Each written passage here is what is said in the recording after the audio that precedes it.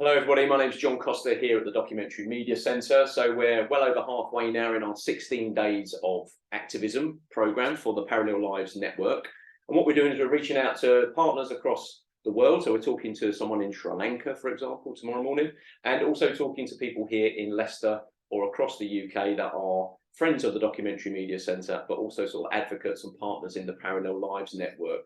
Now, we've done activism this morning about climates. Tomorrow we're talking about activism across the global south, and now we're going to be talking a little bit about mental health activism with a good friend of mine, Julian Harrison. Julian, thank you for coming to see me again. John, always a pleasure. Good. Well, we've done so many newsrooms from this room in itself, so it almost feels like we've gone back a couple of years to lockdown when we came in and ran some 6-hour and 12-hour newsrooms and stuff. Yeah, we did, didn't we? Yeah.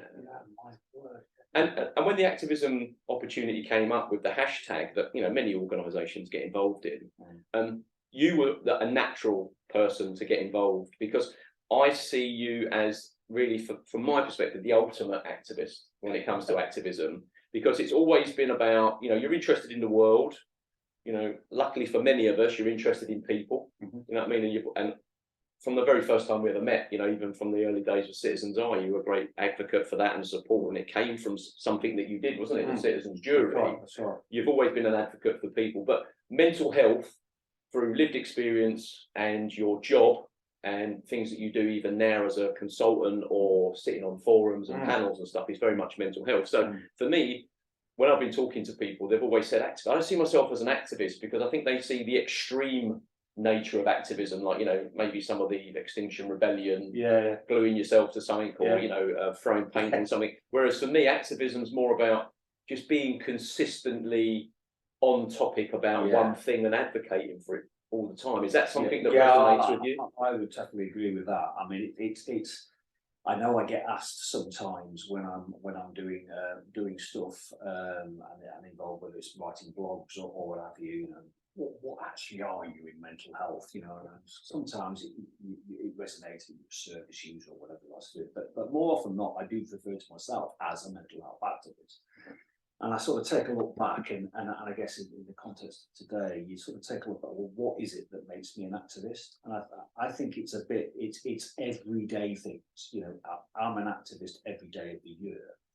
Every time I put a photo on the Facebook page that is a positive photo that hopefully inspires people, that's part of my activist agenda, if you like. It's never absent, because I guess there's a part of me that wishes I didn't have to be an activist, because then if I didn't have to be a mental health activist, it would presuppose that we have everything that we want. Being done well. And it's been done well. And the world is not like that. And even if we've got it right here, there are other parts of the world where mental health is even worse. It's a far worse scenario. So there will always be a need for people to take some stance.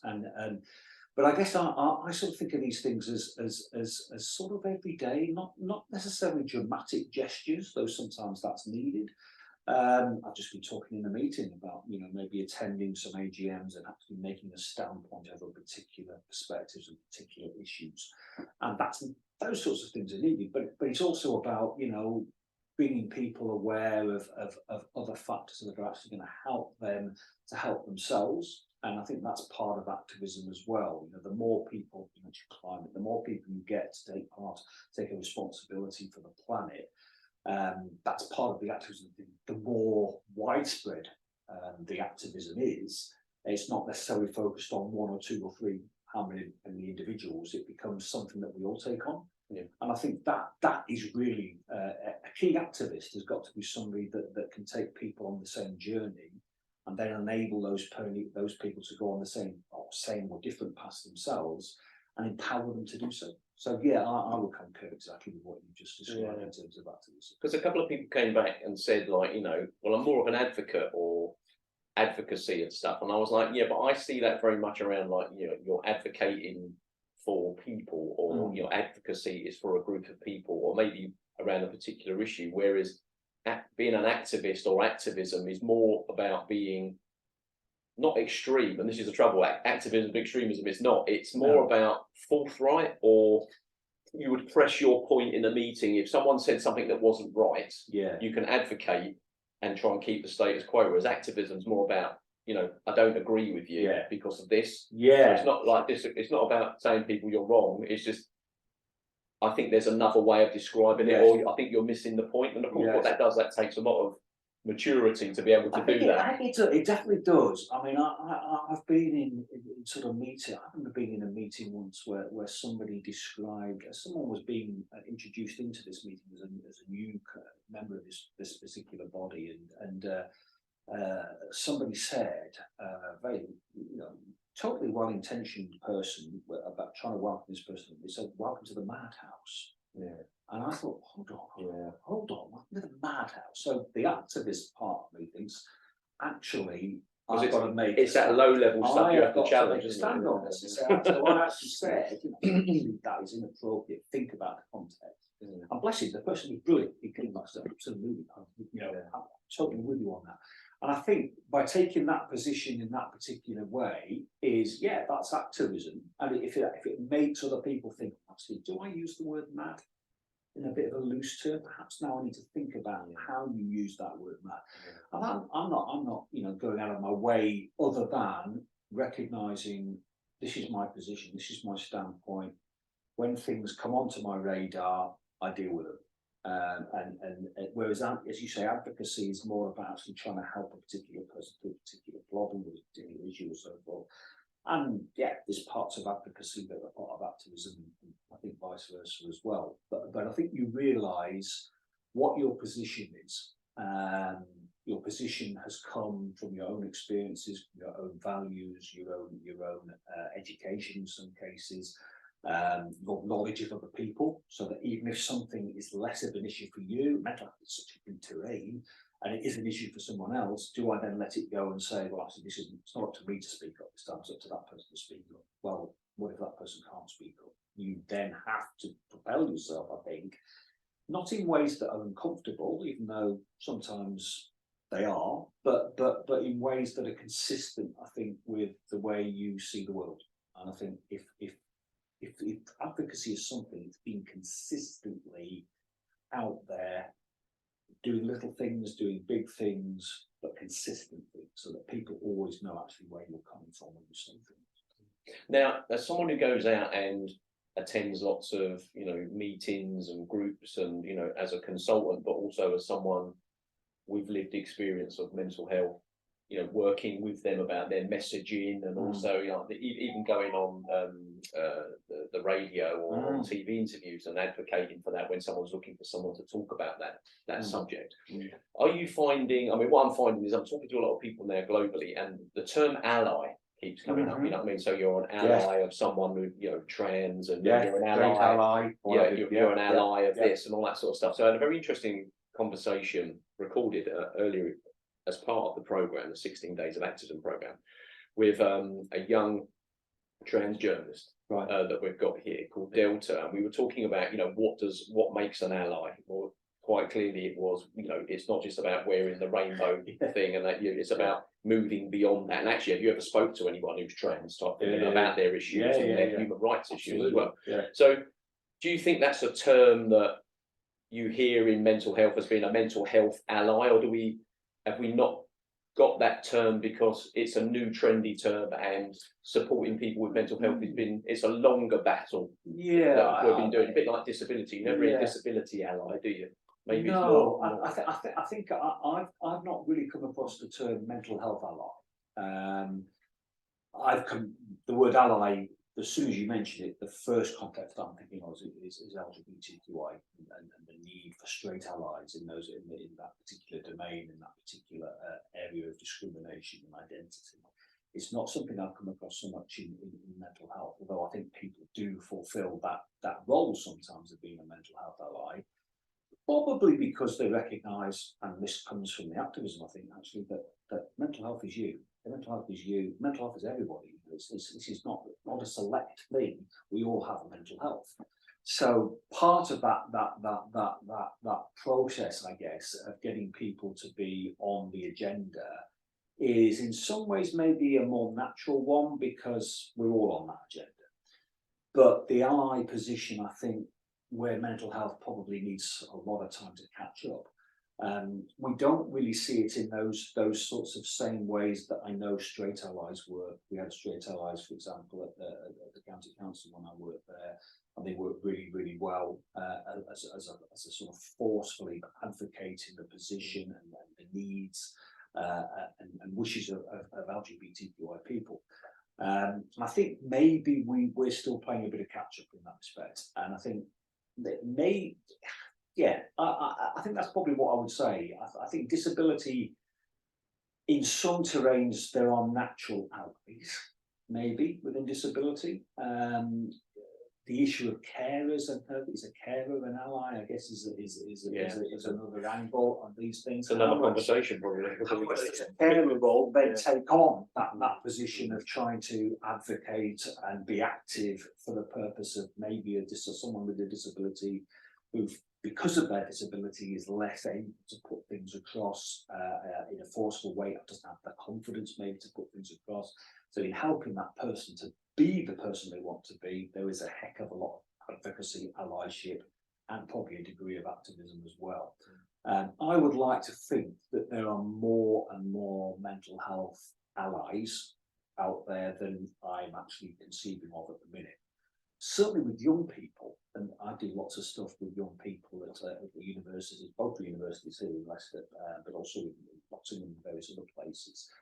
And young people are I find quite passionate about mental health, irrespective of whether they have a mental health condition or they have a mental illness. They are quite passionate about it. So and we'll talk about it, and we'll have open conversations about it, and we'll challenge things that they see as being wrong in other people. So it may be that they're taking on a natural way of supporting other people with their mental illnesses, because they recognise that. We know the statistics 1 in 4 of us as well. So you look around a lecture theatre of 30 people, and there's eight people there that are bound to have, but are likely to have some. So it's supporting your fellow student, you're supporting that person's mental health. So I think mental health activism probably does need lots of more active supporters, and whether they have to be activists or allies, I think we still need to be exploring that terrain. But I'm looking forward to be able to developing that terrain, because I see it as a natural way forward. Now, you mentioned 1 in 4 there as, you know, from a statistical point of view, like 1 in 4 of the population will be, be affected by their mental health, whatever, in whichever way it is, that condition. So therefore, I remember being in a meeting once when we were talking about a campaign that was being done for, someone that was a good listener. You know what I mean? Sort of, had kind of conversation with someone, so almost like taking the time. I guess that kind of being an ally. Taking the time to talk to someone. Don't just go like, "How are you? How are you today? I'm all right. I'm not good. Oh God, I wish I had the bath," type thing. So. And I remember saying in that meeting about, well, shouldn't the campaign be, are you one of the 3 in 4 who could potentially be a good listener if you were invited to be something like an ally and stuff? And I guess that's the other thing, isn't it? We're always pointing at the 1 in 4. Yes. We're never actually saying, well, if you're one of the 3 in 4, there isn't this 4th person. You're the natural person to be having that conversation and day-to-day stuff. And I guess this really links lovely with my question about COVID, which is everybody's got to stay indoors, you can't go out. Well, if your engagement is with the bus driver or the shopkeeper, or your visit to the bank or post office every week for your benefits or your pension, the interactions you have to and from those locations, the community centre, your coffee morning, and that all stops, then what you've got is, it's easy to say, oh, it'll all go online, but then we're into digital access, computers, phone lines, broadband, that kind of that digital exclusion that exists.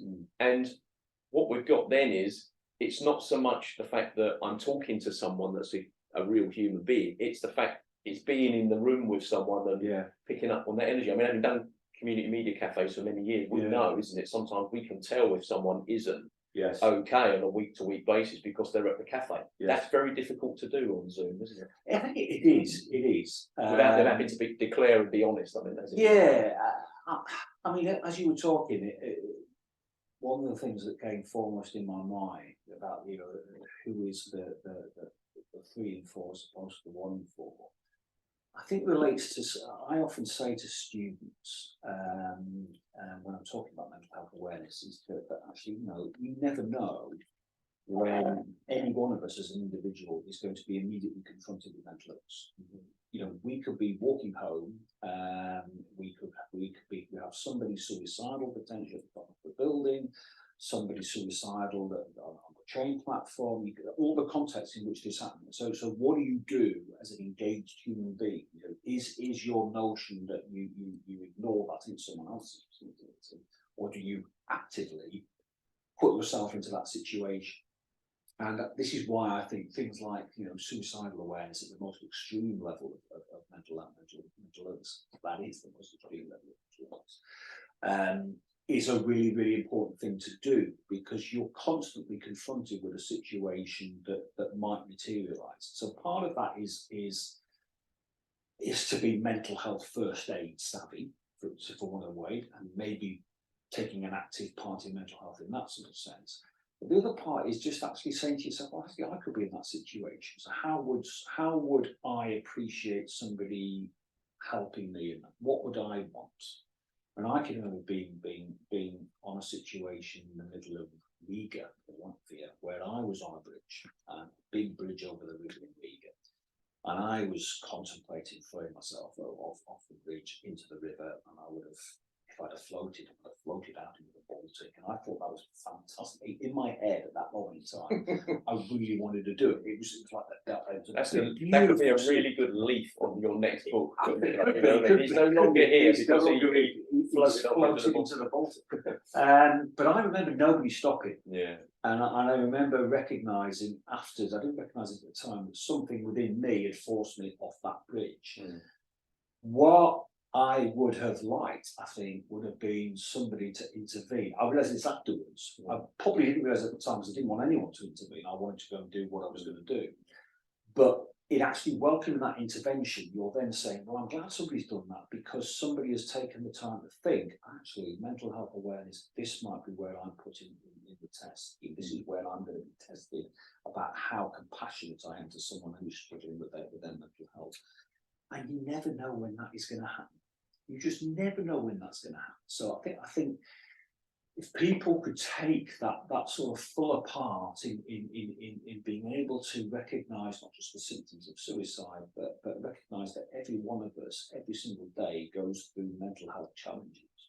We do, you know, even on the very best of days, we'll have a mental health challenge. You know, it could be as frivolous as, you know, a tense bit at the end of the World Cup match with England hanging on against France on Saturday, hopefully winning, but you know, that is going to test your mental health potentially.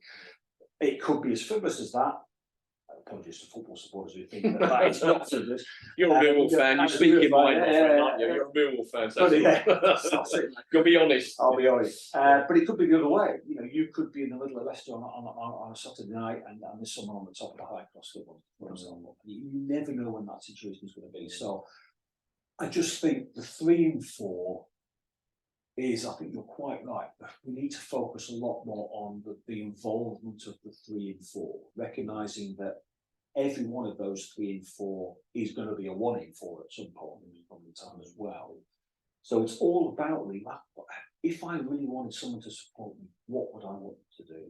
And that's not just talking; it's just a physical presence a lot of the time, you know. And if we had more of that, and if we had a physical presence as we're trying to promote greater mental health equality, when we're trying to promote a better mental health system, when we're trying to address mental health stigma and discrimination, then we've got a better chance of actually making some real significant inroads in those areas. Yeah. Now, I was talking to someone the other day, interviewing someone else about domestic violence activism as a domestic violence caseworker. And we started talking about the very famous TV adverts of the same person knocking on the window of themselves, like, you know, what are you doing there? Talking to the girlfriend type thing. Yeah. And then we spoke about the current campaign where there's a guy, I think he's about to perform and his mate's filming him, and he says something to a girl passing by and he goes, bro, that's not good. You know what I mean? You shouldn't do that. And there's there's actually signs all over parks now as well. If you walk through a park, it says like, you know, call that behaviour out as soon as you see it. So we're starting to see social media, maybe with sort of, you know, the younger generation, they're using things like social media and TikTok and, you know, Instagram and Snapchat to be able to create these messages that it's not okay to treat people like that, you know, linked to the Me Too movement and all sorts of things, you know, BLM and stuff.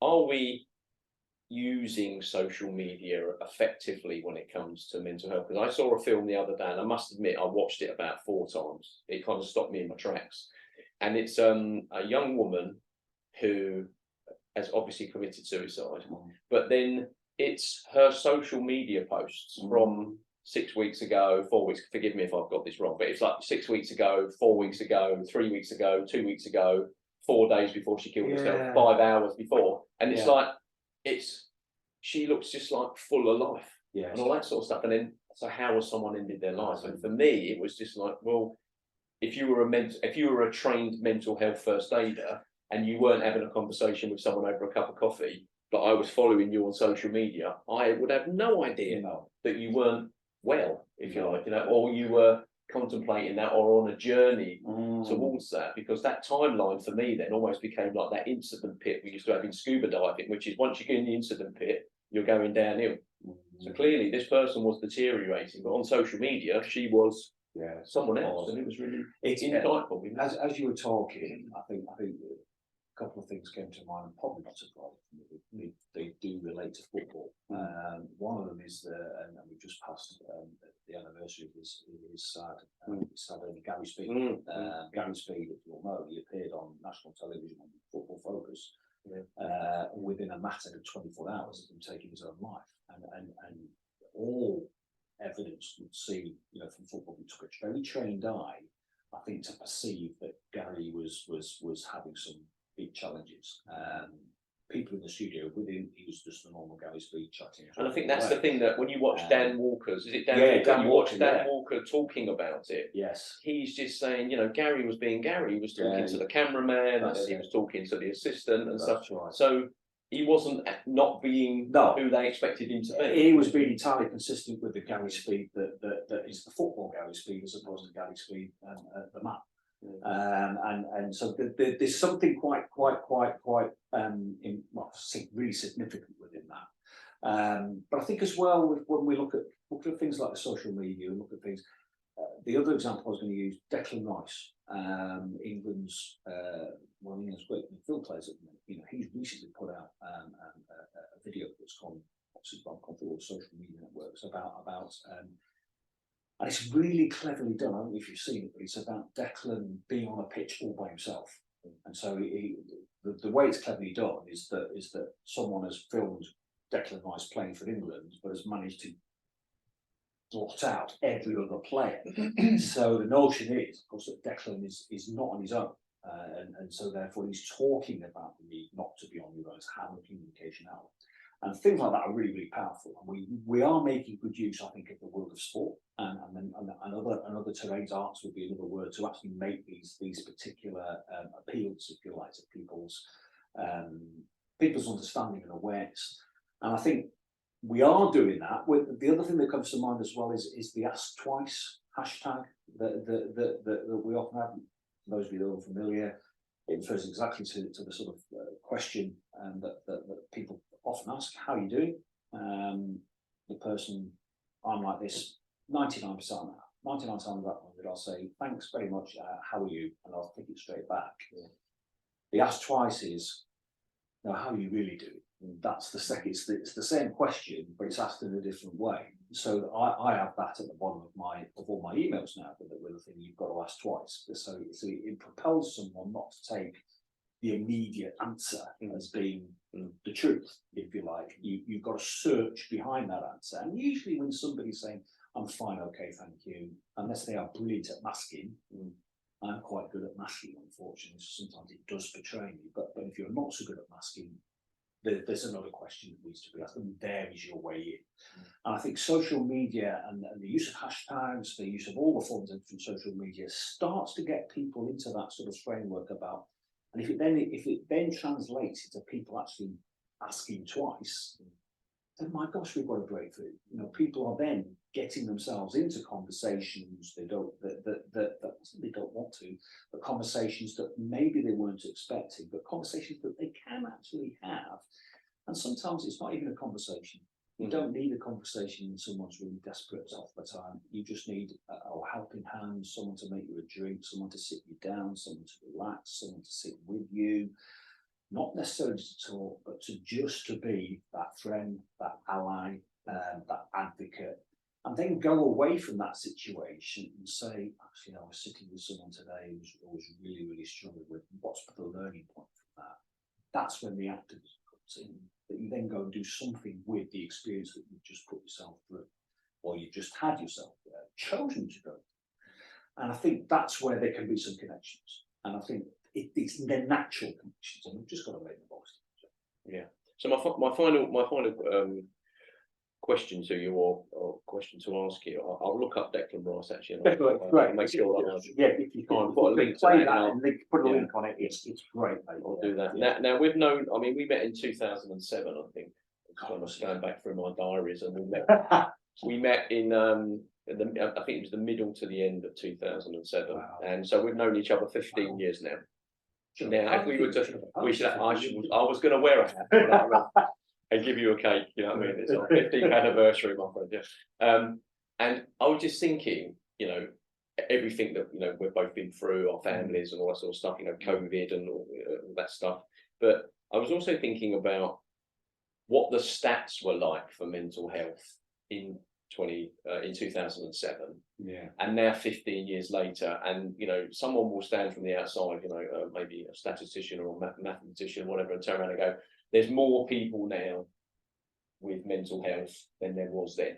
Okay. Now my immediate answer would be there isn't, because what's happening is more people are coming forward and feeling able to say confidently, and also without maybe shame and fear, that they have a mental health issue, as opposed to before it was very hidden, wasn't it? You almost had to have a breakdown on an episode for someone to know. You could actually spend your entire life hiding it and not knowing at all. So is that a good thing? Do you think that's a good thing that we can now talk about it now? But once you've done that and then you seek help, are the services any better than they were 15 years ago?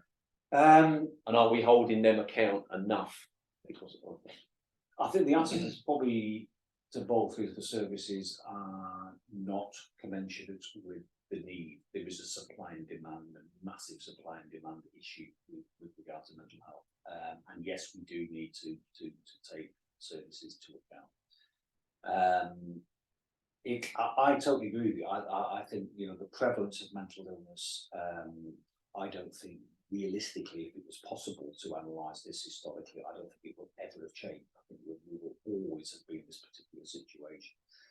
A good example, I think, would be that I think I'm right in saying now that depression has now taken a backache as the reason why, was the biggest reason why people take time off work. Now that you can analyse it in two different ways. You say, well, more people are more depressed now, or you could say that people who used to say that they had a backache actually were depressed, and they felt, and that was their mark. They had to mask. They couldn't. I can't say depression. I'll say back pain. So I'm convinced, even though I can't prove it, that because I'd say 15 years ago, to declare that you had depression would have earmarked you as a reason to be got rid of at work in the next tranche of people. I can verify. You're a living, breathing example. It's certainly, I look back now at sometimes at some of the naivety I maybe had at the time when I was first diagnosed, and I thought, man, tell people, of course I'm going to tell them, why wouldn't I tell someone? And my wife, Leslie, was more guarded, about who I should tell and so forth. But certainly there was no hesitation in me. But then, from my own experiences, stigma, discrimination, they've all been part and parcel of my mental health journey. And you'd like to think now that is less the case. I think it probably is. Mental health awareness and mental health discrimination, I think, is still there. Stigma is massive still. In some domains, it is as big as it ever has been.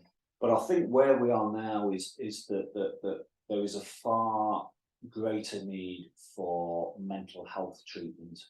There is still a need for acute mental illness treatment. Of course there is, and when people are the most desperate part of their lives, you need the institutions, the organisations, procedures to click in straight away. But often you're faced with a situation, unless you are at that really extreme level, what happens below that is a little bit of a mismatch, of effective treatment or no treatment at all. I'm supposed to be seen by my consultant every 3 months. It's been a year since I've seen my consultant. And that's part of the problem. So what I would say, I think, in terms of the activism part of it, is that, you know, we need to be active in holding mental health organisations, particularly the statutory public sector, to account for it, but also in holding government to account for supporting the mental health system. Because even though we're told, virtually every budget that I've ever come across from a mental health perspective is told, oh, we're putting X more £billion into mental health. And I ask people who have been in the mental health system as long as I have you noticed any difference? Nobody's really noticed any difference. And so it begs the question, how's that money being effectively used? What's it used for? I think we need to use money more creatively. I think we need to use money to support those that help others that are not part of the mental health system. So those of us like me with lived experience of mental illness, perhaps I could be supported more, not just financially, but in all sorts of areas, to be able to be part of that delivery of mental health treatment, knowing that sometimes it's the softly treatment, having a coffee with someone, being there on the end of the phone, doing little errands for somebody that makes a difference. You know, you wouldn't expect that from acute mental health services, but actually you'd expect that from a friend. But if people feel they don't have friends and are very isolated, who actually fits into who fills the boots? And too often the onus is on people who have lived experience to fill the boots that, well, actually what happens when I'm unwell and I'm unable to fill someone else's boots because I can't fill my own? What happens then? So we're still in a very tricky situation of supply and demand. The mental health system relies a lot on people helping themselves and people helping other people.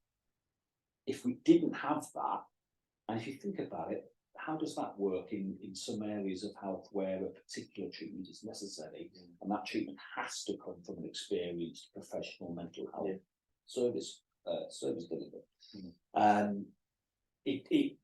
You don't get that in the same sort of context. So I think I don't think there's a greater percentage of people with mental illnesses. I think probably diagnosed mental illnesses, yes, that's true. But depression's always been around. You look at, very ancient scripts, it talks about depression. You read this stuff and that's about depression. That's what people would do, because they were. It's a fundamental aspect of being a human being, that you have a mental health problem.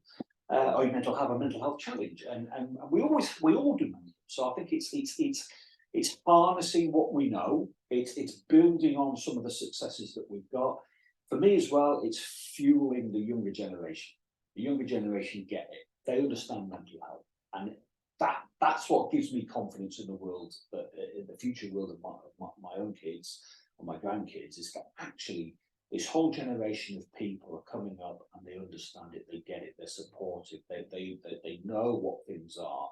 They know what mental health conditions are. They recognise stigma. They recognise discrimination, and they're able to do something practical about it. And that's really good. And articulate it, I guess, as well. And also to find help and support, through social media or the internet as well, which helps. But we still want to make sure that face-to-face help is there as well, so they're not going down dark routes when it comes to getting solutions and stuff. Yeah, I think so. But I do think we're in a place that has the potential to be very, very positive and it's that big question, if things are harnessed in the proper way, if people take on the responsibility of looking after not just themselves but others in a bit more compassion, a bit more empathy, and people make a stand when use of some of these words and some of this terminology, and you know, when somebody gets overlooked for promotion and people think, well, it's because of their mental health, well, don't just accept it. Advocate on behalf of that person. Call it out, Be active, challenge say, it, well, why has this person not got promoted? And they feel, well, is it because you've got a mental illness? Yeah.